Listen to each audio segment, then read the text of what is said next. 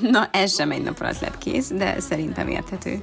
Igen, jól látjátok, nem fával, hanem alumínium profillal dolgozunk. Ebből készül nem csak az ágy, de minden más belső bútornak a szerkezete is. De erről majd később. Fontos volt, hogy nagyon precízen lehessen vele dolgozni. Az ágyat kihúzhatónak álmodtuk meg, amely végül is 4 sínen és középen 4 jó nagy görgőn fut. A sínek teherbírása páronként 200 kg, illetve a görgők is egyenként.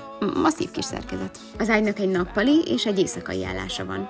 Nekem mondjuk szinte a nappali is elegendő lenne, de hát nem miattam volt indokolt a 2 méter belmagasság sem.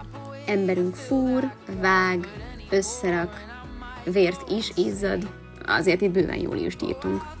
És megvalósít. Jó, azért egy kis kikapcsolódás is belefér.